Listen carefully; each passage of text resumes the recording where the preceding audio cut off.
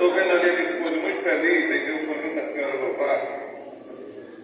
E a partir do momento que Deus nos deu a graça de sermos eleitos, nós entregamos a nossa igreja, a igreja que está pastoreando há 31 anos, há 19 anos que está na igreja só, há 31 anos de campo. Pelo estatuto, nós entregamos a igreja e estamos numa missão. Eu vou continuar numa missão. Daniel 1:8 é o que papai diz: meu filho, nunca deixe sair do seu coração o Deus de Daniel. Eu tomei uma decisão de ser fiel a Deus até o resto da minha vida. Mas, pastor, eu quero pedir aos obreiros, a todos vocês, antes de louvar, humildemente, pastor Messino, pastor Erivelto Filho, né? Júnior, humildemente, estou aqui neste altar, me cubro de oração. Dá para fechar? Ore pelo meu filho André Fernandes, porque nós estamos em uma missão. É uma missão. E tal como os profetas, nós temos uma missão de profetizar a verdade, falar a verdade e andar na verdade. E de representar um povo seleto e abençoado como é vocês. Não estou aqui como político, estou aqui como homem de Deus, como servo de Deus. Lá na Assembleia, sou um deputado. Mas em todo lugar que eu chegar, eu sou pastor, pregador da palavra de Deus. Louva a Deus. Os irmãos estão passando com a salva e eu falando. Bem menor aí, filho. Hoje alguém falou seu nome para mim. Ei! Você está sofrendo tanto assim. Teu coração está em pedaços. Foi vencido pelos laços desta vida. Foi arremessado contra o Pai, açoitado pelos ventos.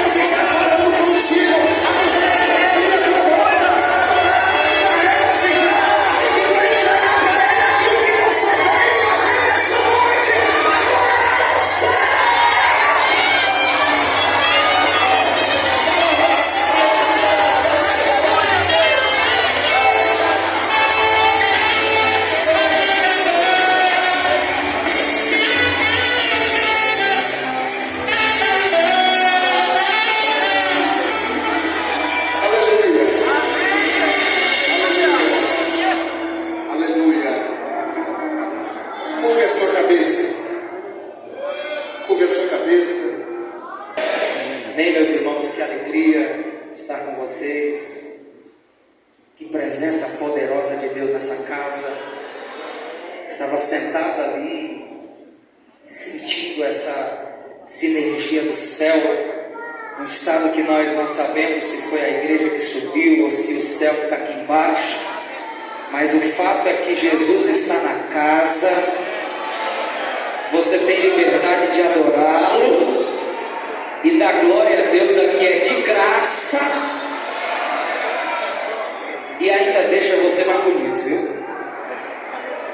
Queridos, eu quero louvar a Deus pela vida do pastor presidente dessa casa, pastor Erivelton, homem que eu tenho profundo respeito, falo isso de coração, porque desde criança que eu conheço, né? Na minha adolescência estive nessa casa algumas vezes, muito grato pelas oportunidades, onde também pude desenvolver o Ministério da Música aqui, participando de uma AGO que houve aqui, pastor Erivelton Júnior, todos os pastores, todos os obreiros dessa casa, dirigentes de igreja, meu amigo especial, posso chamá-lo assim, é meu amigo do coração, pastor Messinho, que Deus continue lhe dando graça, vitória, não só no ministério, como também na vida pública.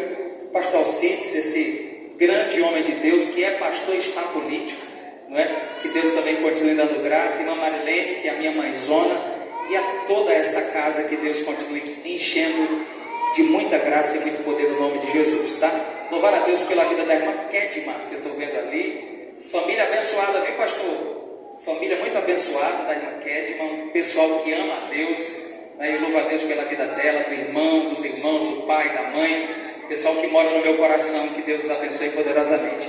Queridos, é culto de Santa Ceia, e eu gostaria de compartilhar um texto da palavra de Deus. Gostaria de convidar você a abrir comigo Evangelho de Jesus Cristo segundo escreveu São Lucas, capítulo de número 14. Evangelho de Jesus Cristo segundo escreveu São Lucas, capítulo de número 14.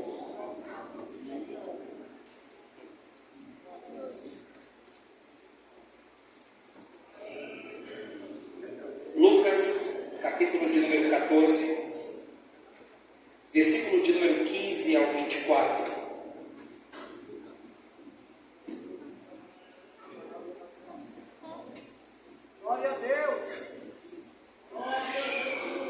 Aleluia. Lucas capítulo 14, do versículo 15 ao 24. Se você achou, diga amém. Amém. Eu trago também um abraço da minha esposa para as irmãs, tá? Infelizmente ela não pôde estar comigo hoje, os nossos filhos estão enfermos. E louvado seja Deus pela vida da minha sogra também, que está lá em casa cuidando. Eu não entendo, pastor, porque tem gente que não gosta de sogra, viu? A minha é uma bênção. A minha é uma bênção, para a glória de Deus. Lucas capítulo 14, versículo de número 15 ao 24. Se você achou, sinaliza com amém. Amém. Eu não sei qual é o costume dos irmãos, mas fiquem à vontade, nós vamos ler a palavra. E ouvindo isto, um dos que estavam com ele à mesa disse-lhe: bem-aventurado que comer pão no reino de Deus. Porém ele lhe disse: certo homem fez uma grande ceia e convidou a muitos, e à hora da ceia mandou o seu servo dizer aos convidados: vinde que tudo já está preparado. E todos a uma só voz começaram a excusar-se. Disse-lhe o primeiro: comprei um campo e importa-me ir vê-lo, rogo-te que me hajas por escusado. E outro disse: comprei 5 juntas de boi e vou experimentá-los, rogo-te que me hajas por escusado. E outro disse: casei e portanto não posso ir. E voltando aquele servo anunciou estas coisas ao Senhor. Então o pai de família, indignado, disse ao seu servo: saí depressa pelas ruas e bairros da cidade e traze-me aqui os pobres, aleijados e mancos e cegos. E disse o servo: Senhor, feito está como mandaste, mas ainda há lugar. E disse o Senhor ao servo: saí então pelos caminhos e valados e força-os a entrar, para que minha casa se encha, porque eu vos digo que nenhum daqueles homens que foram convidados provará da minha ceia. Você pode dar uma glória a Deus por isso?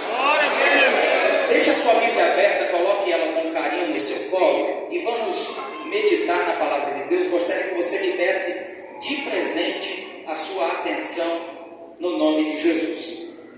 As parábolas eram uma forma simplificada que Jesus tinha de contar verdades do reino de Deus complexas de forma simplificada. Jesus apresentava aos seus discípulos e automaticamente a multidão que cercava-o falando por parábolas. No Evangelho de Marcos, capítulo de número 4, nós vamos ter, depois de uma parábola também, a parábola do grão de mostarda, que Jesus termina de contar, ela e a parábola vizinha do fermento, ele explica, ou o autor explica que Jesus nunca se dirigia aos discípulos sem que antes contasse para eles uma parábola. Essa era a forma que Jesus tinha até para atender uma profecia do livro do profeta Isaías, que falava a respeito do Messias, que ele falaria por parábolas para que aqueles que pudessem ou tivessem uma aptidão pela salvação pudessem compreender a sua palavra, mas aqueles que tivessem pouca vontade de compreender os seus ensinamentos, ouvindo, não entendessem absolutamente nada, nos dando uma ideia que o compromisso de Deus é com aqueles que o amam. O compromisso de Deus é com aqueles que têm vontade pela sua presença. O compromisso de Deus é com os fiéis. O compromisso de Deus é com aqueles que cercam a mesa para ouvir a sua palavra. Afinal de contas, o que separava os discípulos da multidão era a vontade que eles tinham de aprender. Perceba que os discípulos, quando estão em volta de Jesus, eles nunca pedem que Jesus faça nenhum tipo de milagre. Nenhum discípulo, senão Pedro, que pediu para que Jesus fosse à sua casa fazer o quê? Curar a sua sogra. Então eu queria dar um convite, eu queria que você olhasse para o seu vizinho e dissesse: ame sua sogra, irmão. Ame sua sogra em nome de Jesus.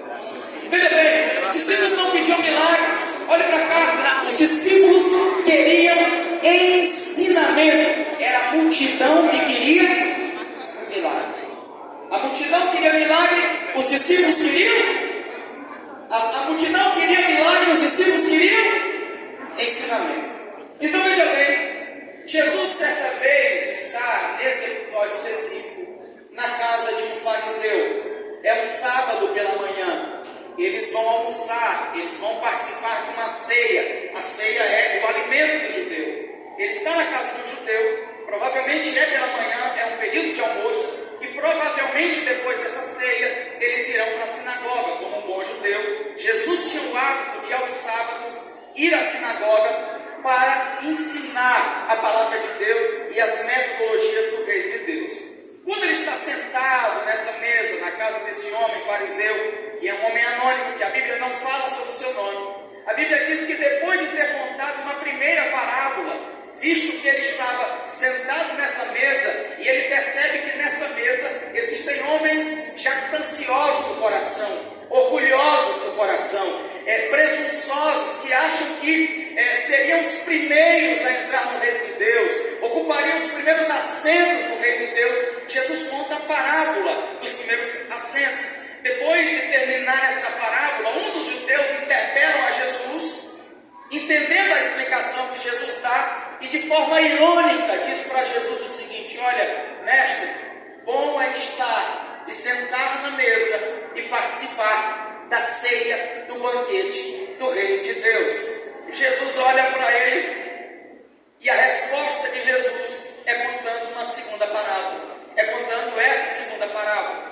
E ele nos conta dizendo que havia um homem muito rico de uma região que decidiu, por algum motivo que a Bíblia não diz qual é, que Jesus também não detalhou qual seja, mas provavelmente porque um filho nasceu, provavelmente porque os seus rebanhos se multiplicaram, provavelmente porque ele ampliou os seus territórios, ele aumentou os seus ganhos. Era de prática o judeu fazer festa. O povo judeu é um povo festivo. A todo tipo de aquisição, a todo tipo de bem, a todo tipo de crescimento, eles fazem festa. Então, esse homem que era muito rico de uma região, decidiu dar uma festa. E seguindo o calendário, seguindo a tradição, seguindo o rito judaico, ele lança um convite antecipado para outros amigos, que a Bíblia também não diz qual é o nome deles, mas diz que eram homens que tinham mais ou menos o mesmo nível social social dele. Ele manda o seu servo entregar um convite antecipado para esses homens. Esses homens dão uma afirmativa que estariam com esse homem no dia do banquete, no dia dessa grande ceia. Mas diz a Bíblia que no dia em que a festa estava marcada para eles assentarem-se à mesa e provarem do pão, provarem da comida e festejarem junto com aquele pai de família pelo bem que Deus havia feito por ele, ele manda um servo ir na casa desses 3 amigos para lembrá-los do convite e trazê-los até a mesa. Mas diz a Bíblia que quando ele chega na casa do primeiro, ele simplesmente olha para o servo e ele diz o seguinte: olha, eu quero que você diga para o seu patrão que me desculpe, que me perdoe, que me libere desse compromisso, porque eu acabei de comprar uma propriedade e eu preciso ir lá para que eu possa ver a propriedade que eu comprei. E eu acredito que os irmãos que estão aqui hoje podem concluir comigo que essa foi uma desculpa muito esfarrapada. Afinal de contas, quem de nós que estamos hoje aqui compraria algum tipo de propriedade sem que antes nós soubéssemos onde ela é? Qual de nós compraríamos uma casa, um terreno, um sítio, um pedaço de chão ou qualquer coisa sem que antes nós fizéssemos uma avaliação disso? Sem que antes nós fizéssemos uma visita para essa propriedade, sem que antes nós tivéssemos todos os cuidados para somente depois concluir a compra? Ele simplesmente olha para o servo e diz: diga que eu não posso, porque eu comprei uma propriedade e a minha propriedade, vou visitar, eu preciso ir lá ver que propriedade é essa. O servo volta para casa, fala para o seu senhor e ele diz: pois vai até o segundo. Ele vai até o segundo, e quando ele chega na casa do segundo, o segundo, ao olhar para ele, também tomou um susto, talvez porque não lembrava do compromisso que havia feito, mas ele tem um comportamento semelhante ao primeiro. Ele diz o seguinte: olha, volte para a sua casa, volte para a casa do seu senhor e diga para ele que me desculpe, fale para ele que eu não posso ir, peça que me despeça desse compromisso, porque eu comprei uma junta de bois e eu também não tenho como ir. Agora eu preciso ir lá experimentar, eu preciso ir lá trabalhar, eu preciso ir lá ver se as juntas de boi vão conseguir arar a minha terra. Ao olhar para o segundo convidado, nós vamos perceber a mesma coisa do primeiro, uma desculpa desfarrapada.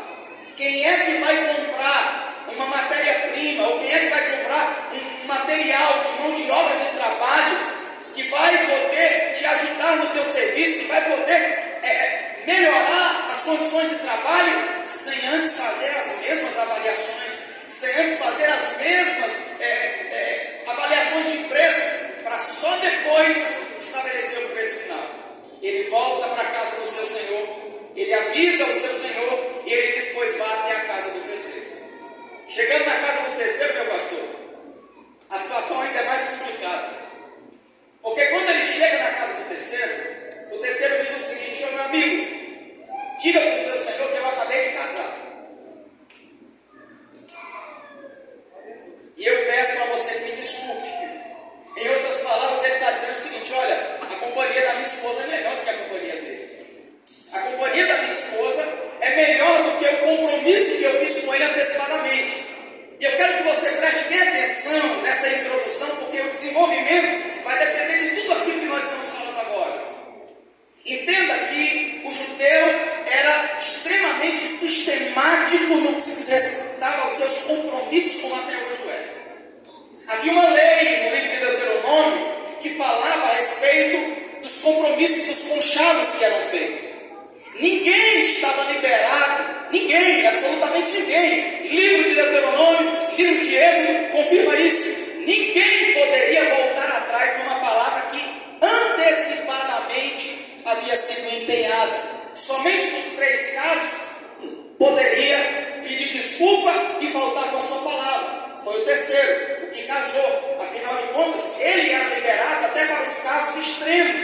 Na lei, Moisés deixou claro que se os jovens fossem convocados para a guerra e se o moço tivesse acabado de casar, ele estaria também liberado desse compromisso. Então, se ele está liberado dos compromissos mais extremos, ele também está liberado dos compromissos mais simples. Mas olhe bem para mim, irmãos. Preste bem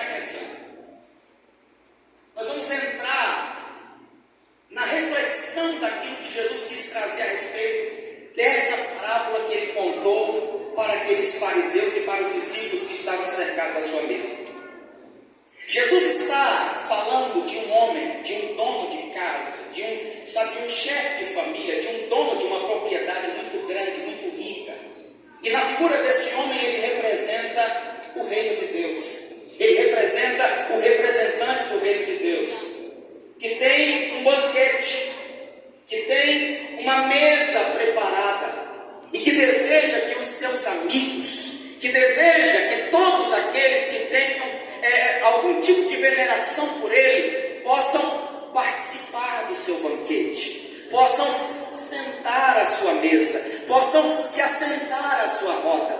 Mas precisamos nos lembrar que sentar à mesa de um judeu, como também podemos trazer para a nossa cultura, é algo de muita intimidade. Nós não levamos para dentro da nossa casa, para sentar na nossa mesa, pessoas que não têm similitudes conosco, familiaridade conosco.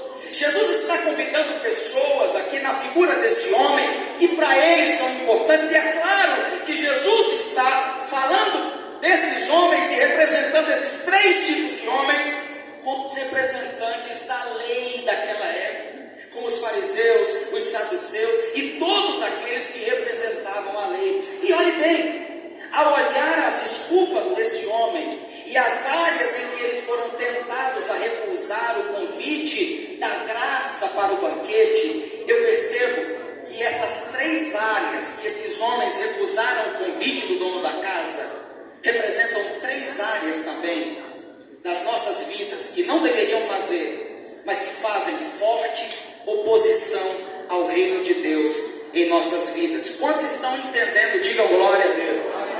Sabe qual é a primeira área da vida da gente que faz forte oposição ao reino de Deus, que é representada pelo primeiro homem que recusa o convite? Repita comigo: os bens materiais. Eita Jesus!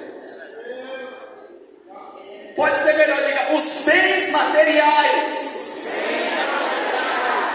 Escuta, aquele homem que recusa o convite, o primeiro, ele diz: eu não posso ir porque eu acabei de comprar uma propriedade. Olha para cá, irmãos. No seu sermão da montanha, nós vamos perceber que Jesus disse que ninguém pode servir a dois senhores, porque ou há de agradar a um e desagradar ao outro, ou o contrário também é verdade. Ninguém pode servir a Deus nem a Mamon. Ou é Deus ou é Mamon. Esse tipo de figura representa alguém que recusa o convite da graça, recusa o convite da salvação por causa dos bens materiais. E aí nós temos também uma outra passagem que Jesus vai contar a respeito de um jovem rico. Quantos estão me compreendendo? Digam glória a Deus.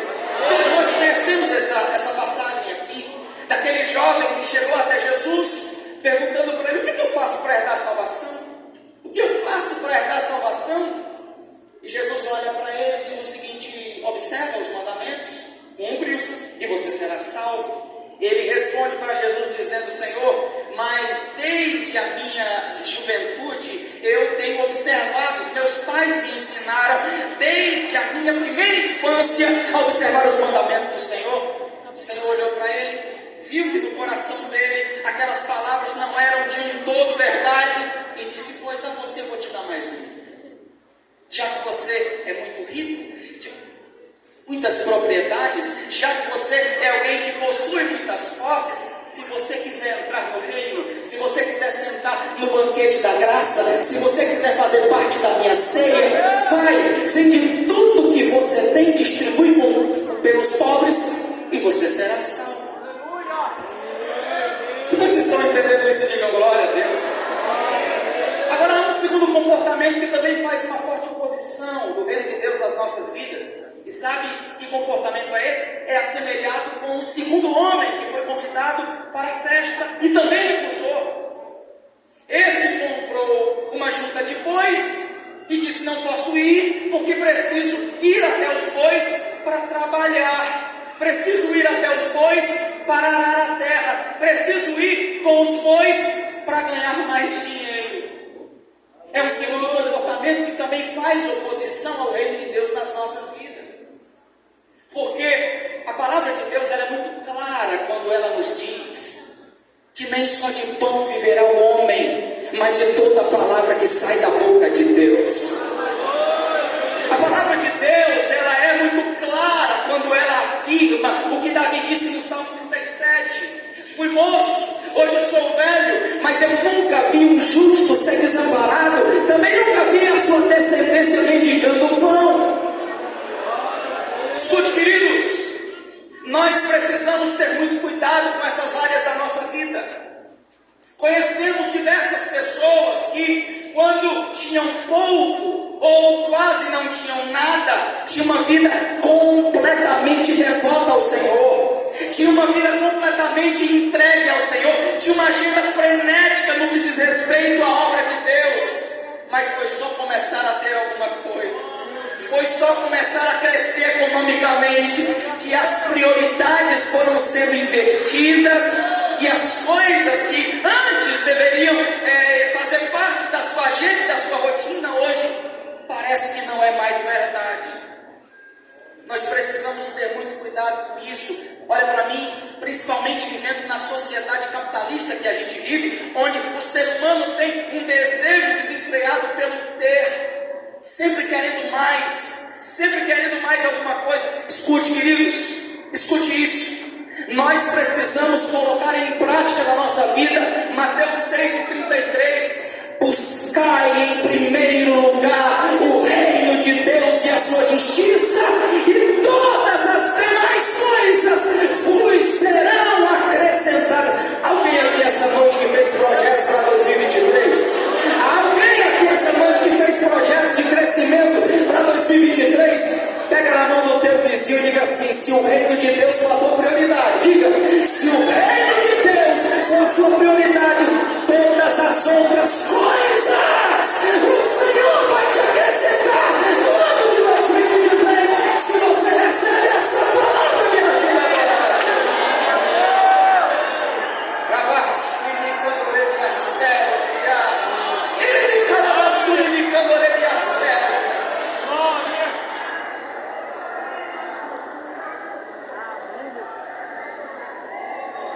no final da década de 80, início da década de 90, uma comitiva de pastores saiu do Brasil para visitar a Coreia, para entender o que a Coreia do Sul estava vivendo a nível de avivamento espiritual, pastor Evelto. Essa comitiva foi encabeçada pelo reverendo Hernandes Dias Lopes, da Igreja Presbiteriana. E ao chegar lá, eles visitaram a Igreja Presbiteriana, que aqui no Brasil deve ter 1.800.000 membros. Lá são mais de 10 milhões de membros. Visitaram a Assembleia de Deus, que lá tem mais de 12 milhões de membros. E visitaram a igreja do saudoso reverendo David Poing Chu, que é a maior igreja organizada do mundo, onde uma única igreja tem 800.000 membros. Imagina, se essa igreja, quando todos nós falamos ao mesmo tempo, nós nos sentimos num ginásio. Imagina uma igreja com 800.000 pessoas sentadas. Esses pastores saíram daqui para tentar entender o que é que Deus estava fazendo lá. E eles descobriram uma coisa que nós sabemos de cor salteado. O segredo da igreja na Coreia do Sul, pastor Evelto Júnior, pastor Messinho, é que aquela igreja ora de madrugada.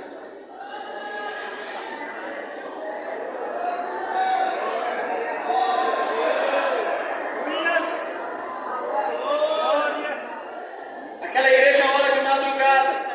E aí o reverendo Hernandes Dias Lopes teve um cuidado. Escute isso e prepare para dar glória essa noite. Reverendo Hernandes Dias Lopes teve o cuidado de perguntar para o reverendo Poing Chu qual era o segredo da igreja na Coreia do Sul. E antes que ele respondesse, a secretária respondeu por ele.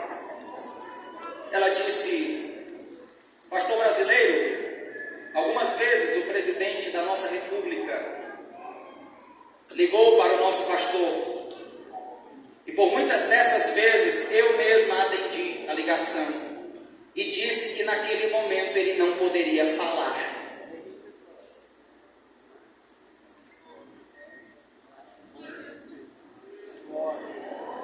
Ligue daqui a pouco que ele me atende. E ele insistiu, ligou uma segunda vez.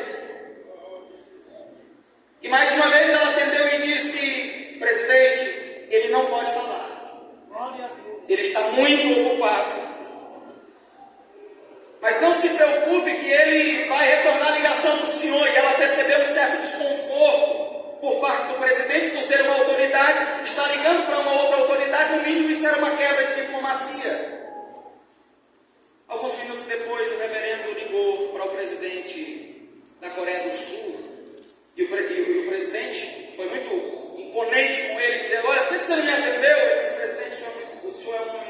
importante, mas eu estava numa reunião seleta com um homem mais importante do que o senhor. Você pode dar glória a Deus por isso.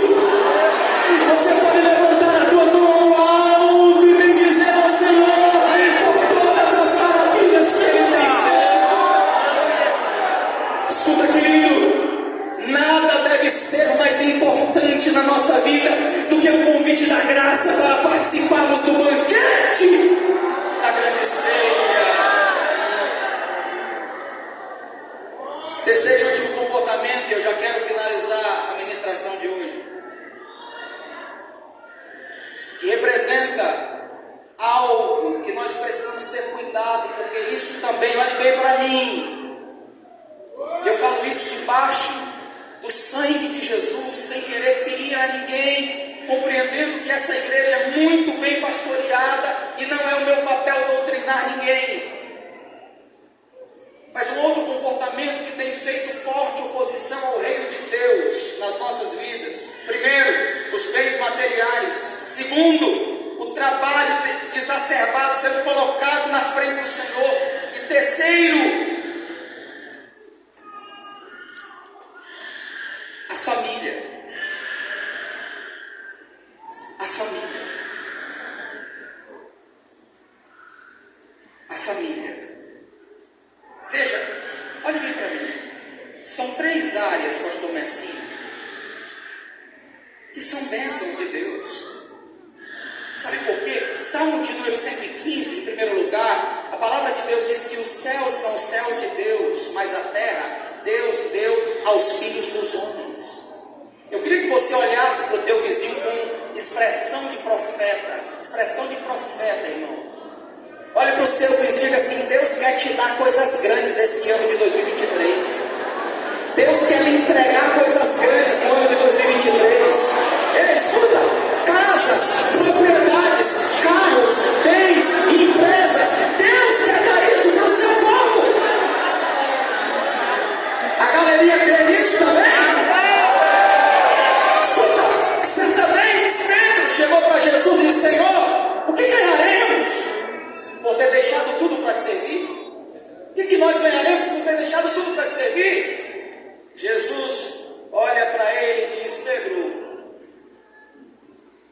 não há ninguém que tenha deixado casas, bens, irmãos, irmãs, amigos. Não há alguém que não tenha renunciado a alguma coisa por causa de mim, do Evangelho. Olha para mim, que já agora, nesta vida, fala para o teu vizinho, é nessa vida, irmão. Entende? Por que, pastor Erivelto? Às vezes eu fico sem compreender como que existem determinados irmãos que querem fazer uma apologia de que o fato de nós sermos crentes, isso quer dizer que a gente, pelo fato de ser crente, tem que ser pobre. E não há nenhum problema de ser pobre. Não tem nenhum problema com isso. O problema é quando nós achamos que isso é um pré-requisito para servir a Deus. E não é. Jesus disse o seguinte: olha, não há ninguém que tenha deixado alguma coisa por causa de mim do Evangelho, que agora, nessa vida, não ganhe 100 vezes mais daquilo que deixou. Eu acho que você não entendeu, eu vou repetir: 100 vezes mais daquilo que deixou para trás. Mas isso é só aqui. E lá tem uma mansão preparada, reservada. O teu nome está escrito no livro da vida e não tem quem apague. Mas ouça, por último, finalizo aqui, já fecho a Bíblia. Nós precisamos ter muito cuidado, irmãos, com a idolatria que muitos estão fazendo com a família. Existem pais que estão idolatrando filhos. Existem esposas que idolatram maridos. A cultura do lazer e do entretenimento parece que virou moda no nosso meio. Nós vivemos num estado maravilhoso. O estado que nós moramos, o pessoal que fala mal do nosso estado vem para cá para Canaciá e a gente mora aqui. Eles falam mal do nosso estado e a gente mora aqui. Eles vêm para Canaciá. Eles vêm se servir das nossas maravilhas. Mas veja bem, olha bem. Eu não sei aqui na AD Calcaia, mas na Adebras Fortaleza não pode ter um feriado que é incrível. A igreja se esvazia.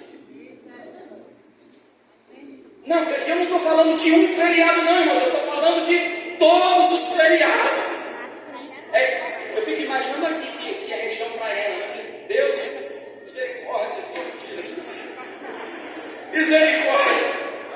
Oh, glória. Quem está entendendo a glória a Deus? Cutuca o teu vizinho assim, tenha cuidado, irmão. Tenha cuidado, meu irmão. Escuta. E eu vou pedir para você ficar de pé agora.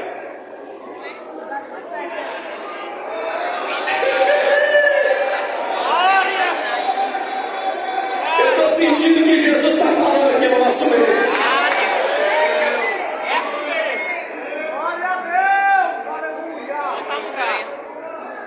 Olha para mim. Esses dias agora nós tiramos uns dias e fomos viajar, eu e minha família. Coloquei todo mundo no carro e disse: vamos para Maragogi. Quando estávamos arrumando as coisas, a minha esposa percebeu uma movimentação atípica, né? Eu peguei 2 paletós, 2 camisas, 2 gravatas, 2 sapatos e coloquei na mala.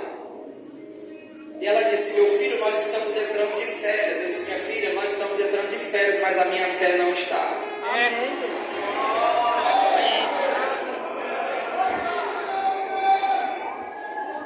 Eu estou de férias, mas eu continuo sendo crente. Eu vou procurar uma igreja para me cultuar o Senhor, para me adorar e bendizer o nome do Senhor. Por que a gente está com isso? Por que a gente tem que ter cuidado com esses 3 tipos de comportamento? Porque foi esses 3 tipos de comportamento que fizeram com que esses 3 homens fossem deixados de fora da ceia. Foi esses 3 comportamentos. Você está entendendo isso? E o Senhor disse: olha, então, agora saia, vá, convide os cegos, os pobres, os aleijados, convide todos, porque eu não quero que a minha casa esteja vazia. A minha casa precisa estar cheia.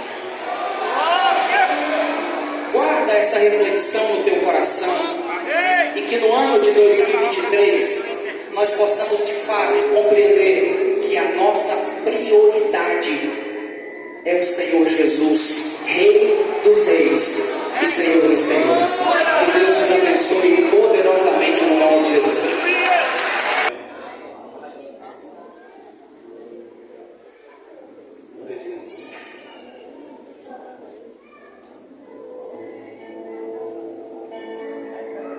De todas as coisas que eu já passei, é bem difícil, Senhor, a gente ter que ouvir acusação de quem viu tentador. Lembranças do passado vem e quer me fazer parar, ou mesmo palavras de alguém que não quer a gente acreditar.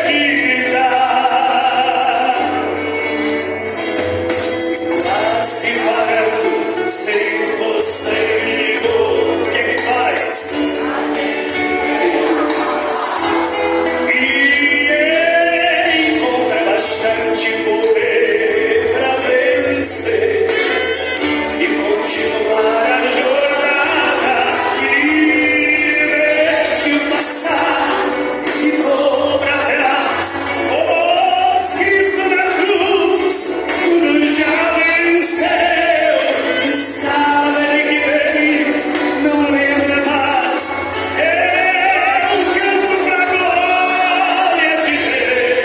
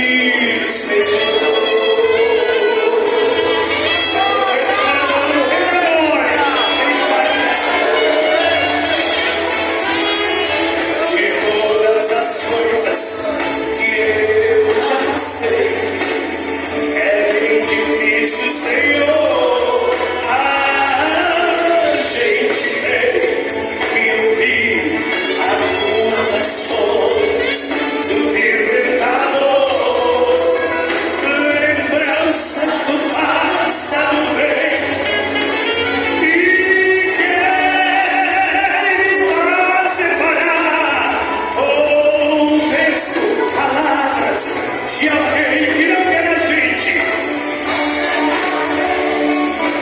mas ele acredita, aleluia, e quase parando, sem força e vigor, o que é que o crente faz? E ele encontra bastante poder para vencer e continuar a jornada. E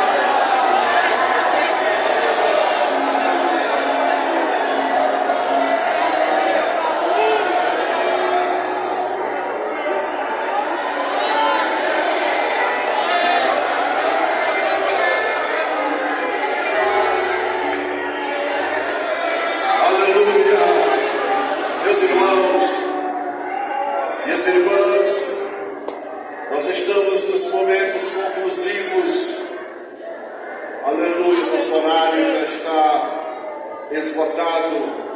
Certamente todos voltarão para suas casas em segurança. Nós queremos agradecer a participação maravilhosa